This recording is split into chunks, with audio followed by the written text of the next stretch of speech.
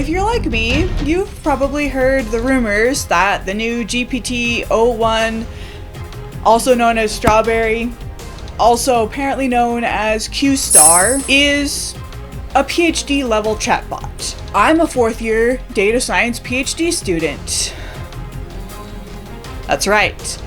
And I decided to see if it could beat me at math and coding. And this time we're gonna put some stakes on this challenge, and if it beats me, I'm gonna quit my PhD.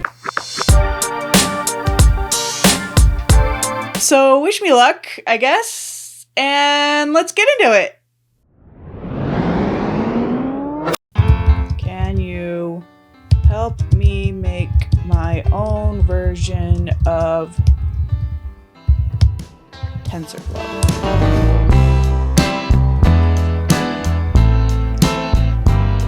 So Tensorflow is a neural network algorithm that a lot of machine learning engineers use to create stuff like ChatGPT. So let's see what it came up with.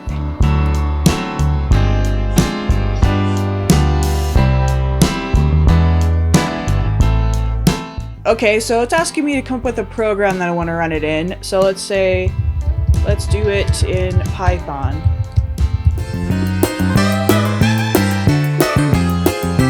Okay. It is giving me the code. We're going to test this to see if it works.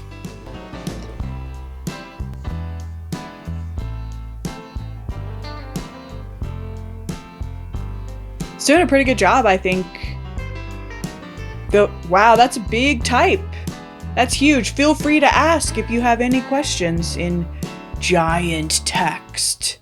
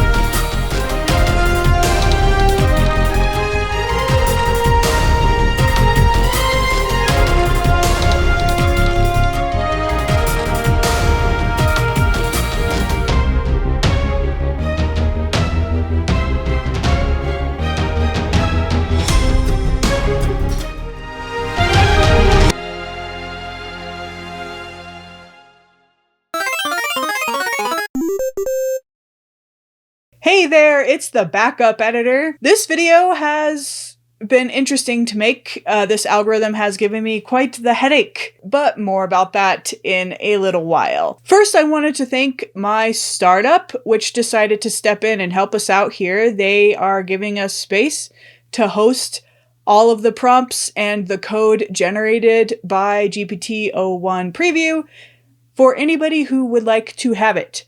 So the link to get that is in the description. And as a special free bonus for you, as a loyal viewer of my channel, you can also have the code and all of the prompts for the GPT-4o test that I did back in May.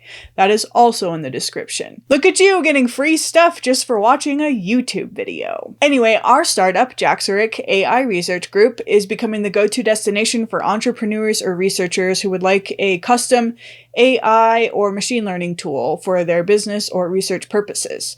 We will build the algorithm and then train your employees how to use it, and then we'll be available for customer service after it's been rolled out. Visit Jaxorik.com for more information on this. Okay, back to the video. All right, next question. Can you build me a recommender system similar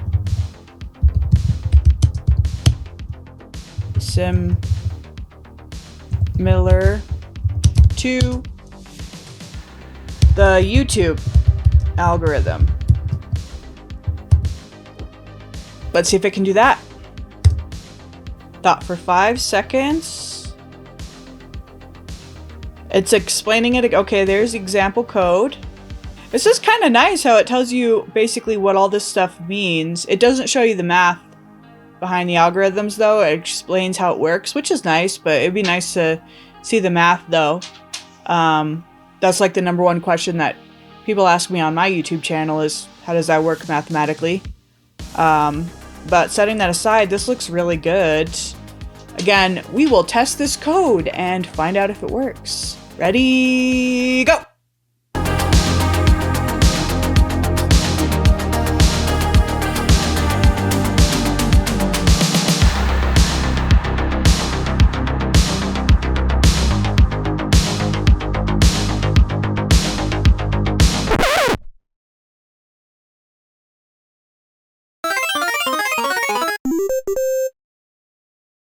Hi, me from the future again. I have to be honest here and say that these results were quite surprising to me, especially this one where it didn't import surprise. That is something that any first year junior software engineer would know to do. And so it was surprising to me that the algorithm didn't do that, but then it was actually quite good at more complicated tasks that somebody who is a more seasoned machine learning engineer or data scientist would know to do.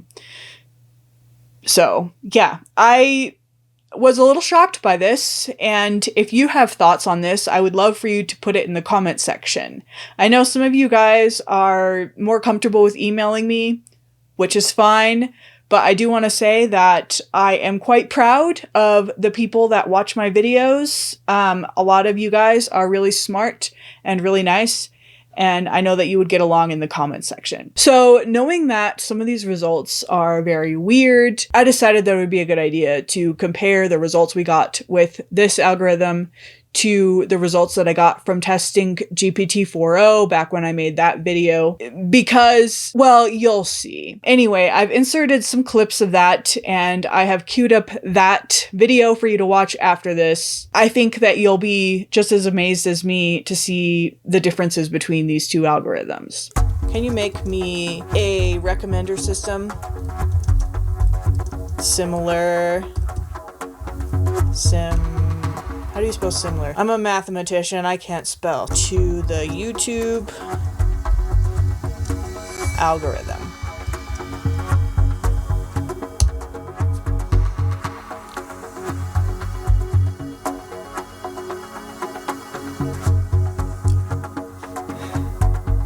Okay, it used pairwise.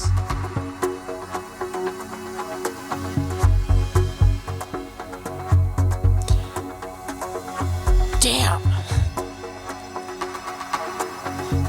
Who can code that fast? Can anyone write code that fast? I can't write code that fast. Just to be clear here, I am not speeding up this video at all.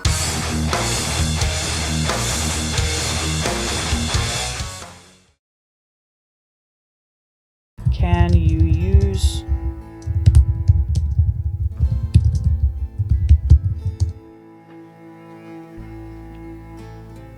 Did I freeze it? Interesting, it won't let me push the button.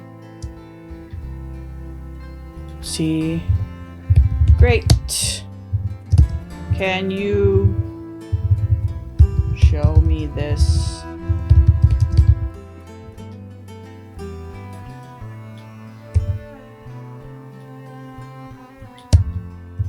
Huh, it's all grayed out. That's a glitch. It won't let me click. Fail. I guess I win that one, huh? I wonder if I need to refresh this. Oh, it finally had started going. There was an error generating the response. Regenerate. Now it's thinking. We'll see. Scikit surprise. Okay, let's see if this code works.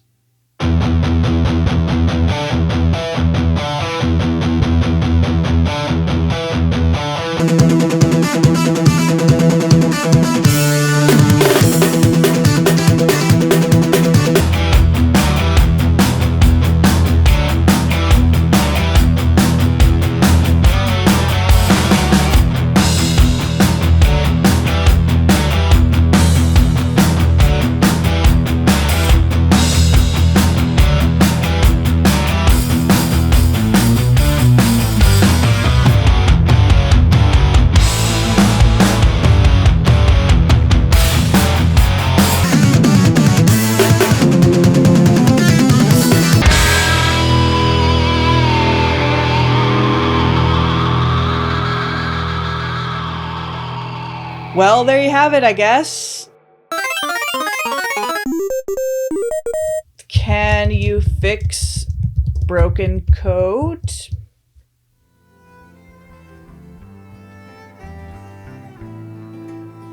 It's taking a while to think about that.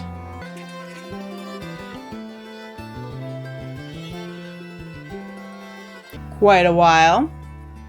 It's very slow, which is fine. I mean, a lot of times humans take a while to do these kinds of tasks. Obviously, it was still faster than a lot of humans at coding, but it's certainly slower than most algorithms, and I think that's just because they have the chain of thought, supposedly, in this algorithm. I don't know if I should refresh again. Let's try it.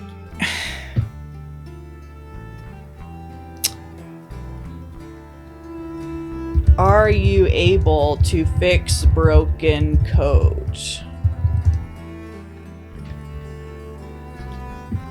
Now it's thinking, finally. Wow. So it looks like you have to hit refresh a lot using this algorithm. This is just a preview. Hopefully they have that fixed, because that's extremely not user-friendly. I'll use the same piece of code that I used for the GPT-4o video to keep things consistent here. Okay. Oh, see, here's a problem. I was expecting to have a paperclip, but there's no way to attach a file on here. Let's see if it'll just do it that way. Here it goes. Let's see if it's working.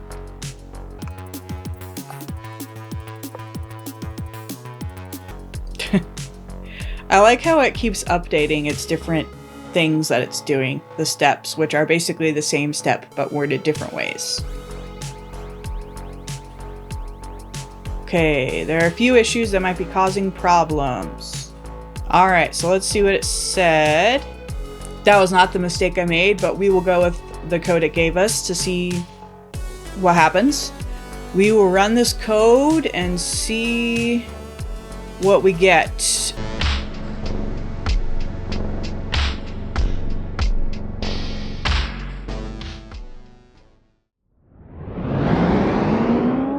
Next question. Would you be able to help me with my math homework? Same question I asked GPT-4o. Let's see if we can do it.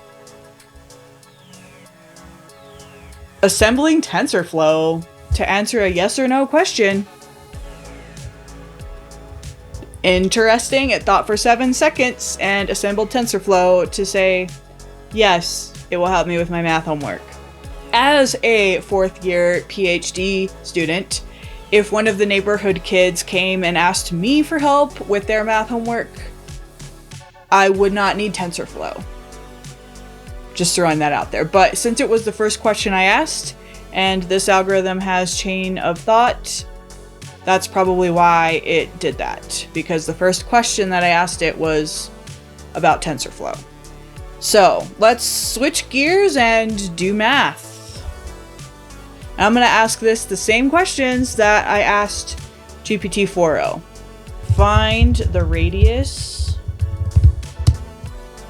No, I think we did the maximum and minimum. Find the maximum and minimum of values of the radius of curvature for the curve x equals cosine t, y equals sine t, and z equals, we used cosine t. Let's see what it comes up with. This is calculus, by the way. So, see if it can do calculus or not. I think this is like a 2nd year calculus problem, maybe? Calculus 2? So, let's see.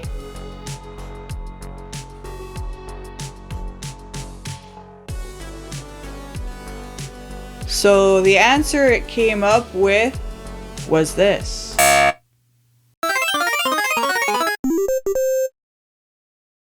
Hi, future me again. So I was very surprised that it missed this question because OpenAI's marketing said that it was superior than any other algorithm at calculus. And this is just a regular calculus question and it missed it. But if you recall my GPT-4o video, this is actually a very noteworthy improvement. Anyway, here's that clip. Let's see.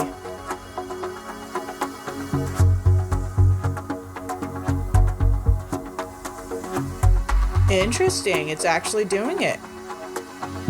Check that out. It's,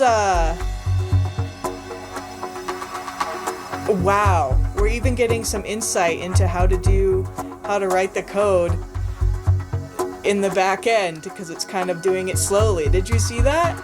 In the red? It's very interesting. See?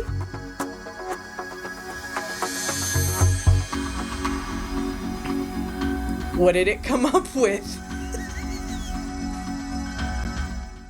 Moving on to differential equations, now we have the next problem that I gave GPT-4o.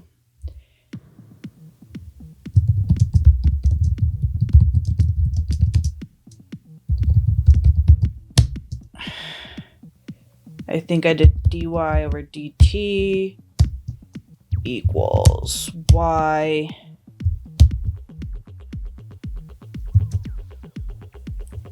I think, yeah, y equals 4e to the negative t y of 0 equals 1.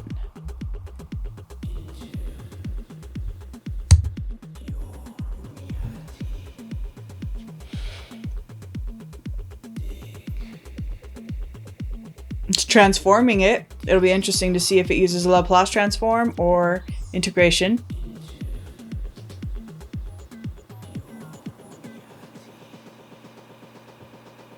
It used integration. Yeah. And it remembered the plus C. I remember going on a rant about that last time, about how calculus students always forget the plus C. Don't forget the plus C. If you forget the plus C, you'll be the reason why your math teacher drinks at home. I think in the last video I asked it to use Laplace transform instead, so let's ask this one. Can you do it with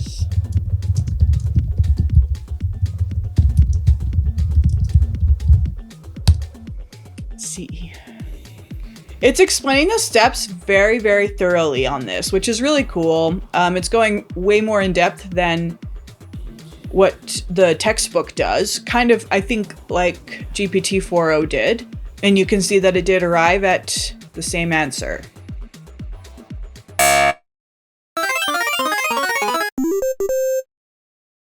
Okay, so about this point in the video, I was really starting to feel gaslit by this algorithm.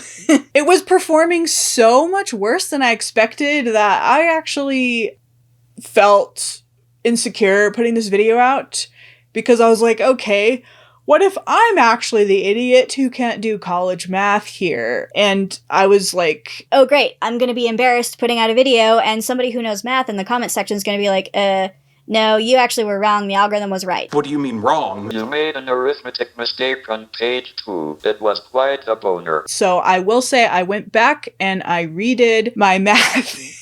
And I was right about the responses that I gave. I was right about the calculus question, and I was right about the differential equations question. But this brings up, obviously, a completely different question here, which is, why is this algorithm so confidently wrong? So if it has chain of thought and advanced reasoning, is it trying to trick me, or is it just really confidently wrong? And if it's tricking us, what can we learn from that?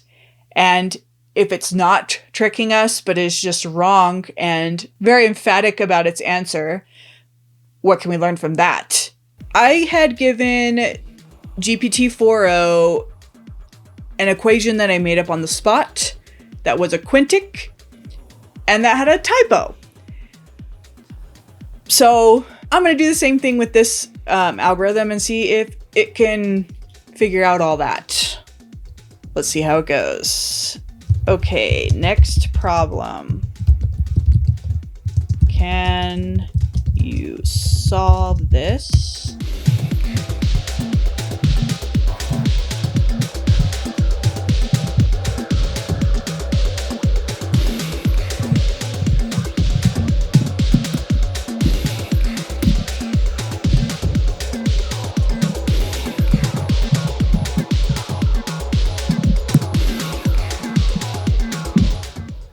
I don't know. It's a quintic. Let's see if it can fix it.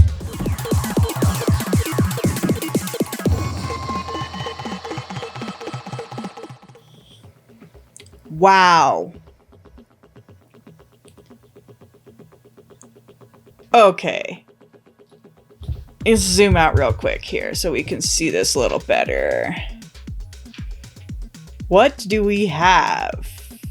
It's not the same as what I gave it. It did not write the problem the way that I gave it to it. However, the problem I gave it does have a typo. So I guess it tried to fix it. But you can see that I had the T outside of the parentheses and it replaced it with an X, but it put it inside and added it to the exponent. So it made it 16e to the 5t. Instead of 16e to the 5 all times t. So it did do something to try to fix the typo that I had where I had sin x and t. It's doing its best to try to fix the slop that I gave it. 94 seconds is a while, so let's see. It is very impressive that this algorithm was able to come up with an answer, because when I gave GPT-4o a question that was a quintic and potentially unsolvable differential equation, it told me to use numerical methods. This is the answer that it came up with. I would qualify that as an improvement over GPT-4o. So let's give it some different types of thinking problems. We're going to test its ability to think logically. And the question I gave GPT-4o, which is the same question I'll give this one, was this. Aside from, not form,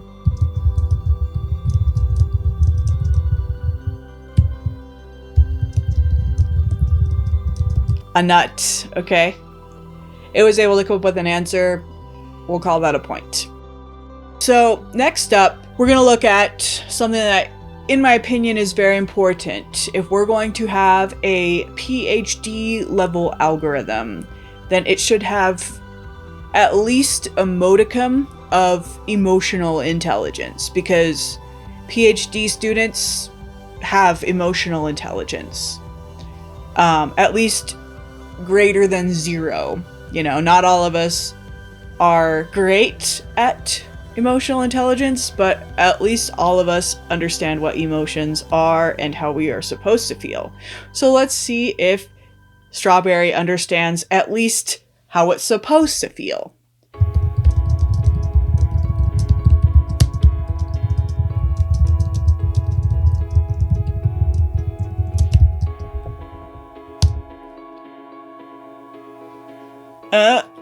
It's stalled out again. It doesn't want me to ask this question.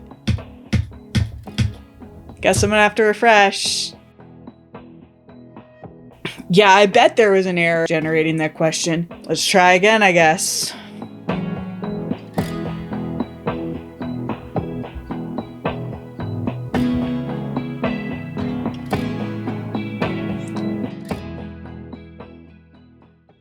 OpenAI is not known for being great as far as privacy is concerned. See this video for more thoughts on that. However, you know, this is a look at a new algorithm, so let's see if maybe they fix some of that.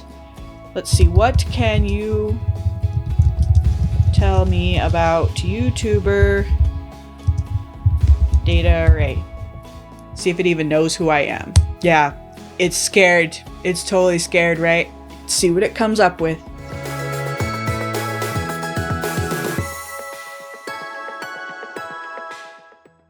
as my knowledge cut off in October 2023. That tells you when they stopped training the data set. That's very interesting. They stopped training this algorithm in October of 2023. So anything that is on the internet after that is not included in their data set, they're saying. But it does have me because I apparently was on YouTube in October of 2023. ChatGPT 4.0 had no fucking clue who I was. But I wasn't really on the internet. I was probably only had like 1 or 2 videos up. So let's see if it knows someone else who's bigger than me. Let's see. What can you tell me about YouTuber Josh Starmer? And I'm using his name instead of his YouTube channel. We'll see what it comes up with. There you have it. It knows who Josh Starmer is. Sorry, Josh. If any of this is personal information, I promise I will blank it out so no one can see it. So in education, he does have advanced degrees, but I think that it should at least say that he has a PhD. That is available public information. I don't know if we would consider that a privacy concern or not, but I'm sure that all of this is public information. None of this looks like it's sensitive. It doesn't tell me like his home address or anything. I don't know, like, for example, this, where it says his approachable teaching method. Obviously, since we have established that this algorithm does not have emotions, that this is obviously not the algorithm's opinion. So this must be opinions about him on the internet by other people. I don't know if that is an unnerving thing or if that's just a normal thing, part of being online. I guess that's up to whoever this is talking about. I guess now we know whether or not I'm quoting my PhD.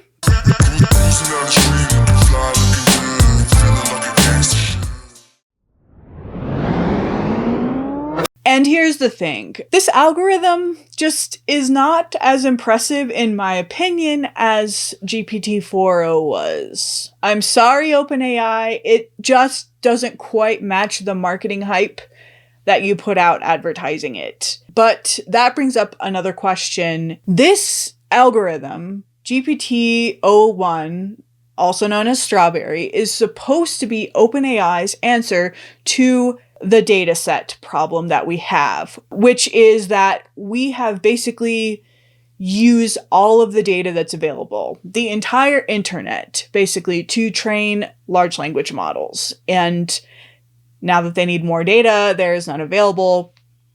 So they're supposed to generate, with this Strawberry model, this thing called synthetic data, which is just a fancy way of saying machine-created data. And I think we can see that their synthetic data is just not great. This is definitely not a PhD level algorithm as advertised, and it's not going to be taking the jobs of any researchers anytime soon. And this is a very important note because there are 2 very conflicting stances on synthetic data right now. There are the people who believe that synthetic data is the path forward to creating artificial general intelligence. And I count myself as a member of that camp. However, there is also the camp that believes that synthetic data is basically the self-destruct button for artificial intelligence. I really just wanted to be more optimistic, and that's the only reason why my stance is the way it is, because in truth, there's basically the same amount of evidence for both of those stances. So I'd love to hear what you have to say in the comments. What is your opinion on this algorithm and on synthetic data? Please remember that all the code is in the description. Download it, play with it, look at it, and let me know. What are you trying to build with it? Or are you just using it to make new memes? I am really curious about what people are using this for. Now go watch the 4.0 video so that you can compare the results from Strawberry to that. See you next time!